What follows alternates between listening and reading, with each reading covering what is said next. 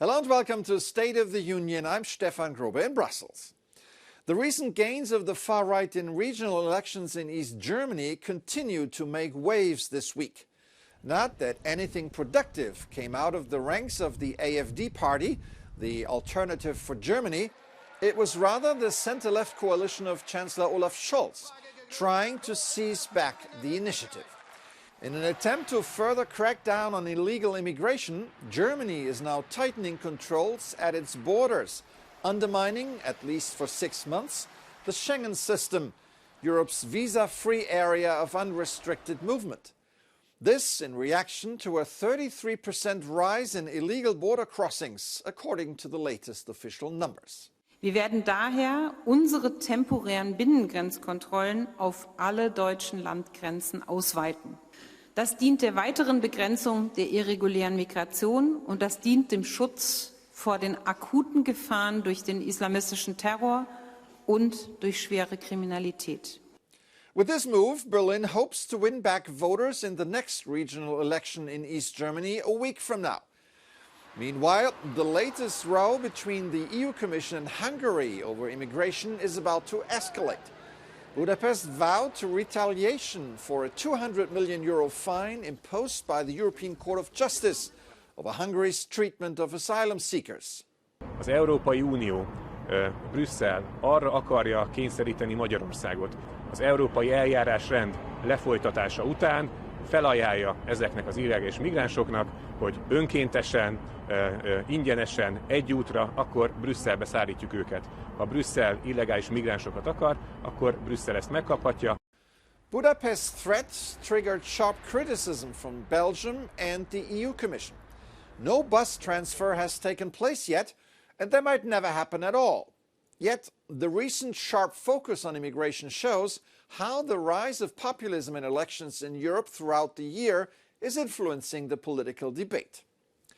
Speaking of debate, in the United States, where far-right populism is making another run at the presidency, Donald Trump and Kamala Harris faced off in what was probably their only televised debate.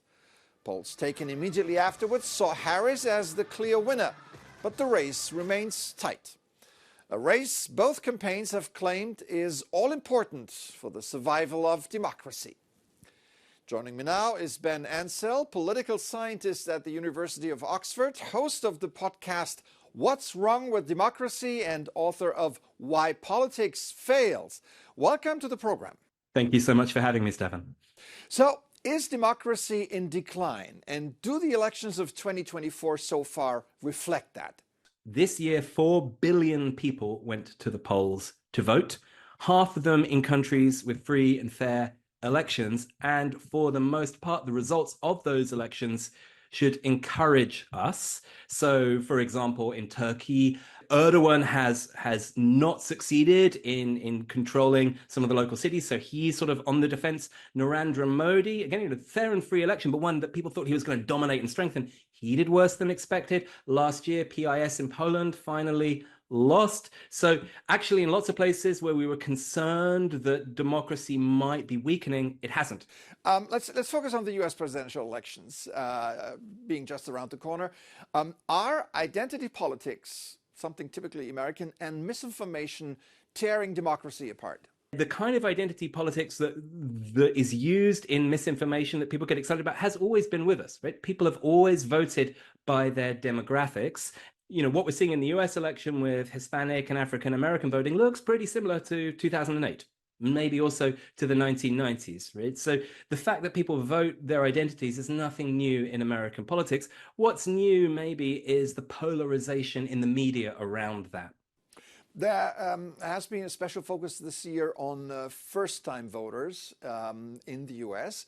What can we expect from them in the presidential elections? Kamala Harris has a lead among younger Americans, and that's where she's really changed the narrative from Joe Biden. Biden actually did very well, maybe not surprisingly, among senior citizens in America, cut into Trump's edge there. But he lost a lot of young voters concerned about Gaza, yes, but also concerned about inflation, concerned about the housing market, and concerned about voting for somebody in their 80s. And so I suspect that we will see many more young people out to vote than we would have done with Biden and then in most recent elections.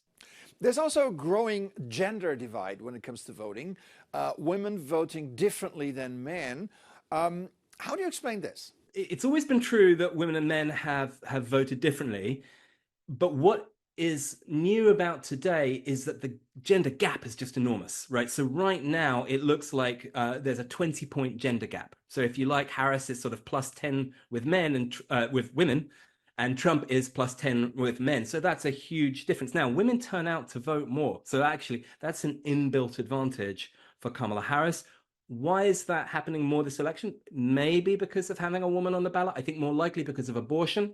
All right, Ben Ansel, professor at the University of Oxford. Thanks for helping us understand this complex issue. Appreciate it. Thank you so much for having me. One issue that voters are particularly interested in is, according to polls, climate change. The reason is that more and more people experience firsthand extreme weather events or other phenomena like sinkholes. Most recently, an area in central Turkey is troubled by the proliferation of sinkholes, up to more than 2,600. What caused most of them is drought and uncontrolled use of underground water, typical consequences of climate change.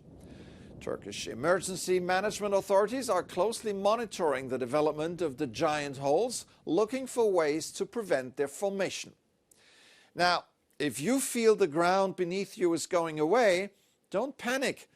The collapse process is usually so gradual that you can leave the affected area safely. That's it for this edition. I'm Stefan Grobe. Thank you for watching. Have an excellent week.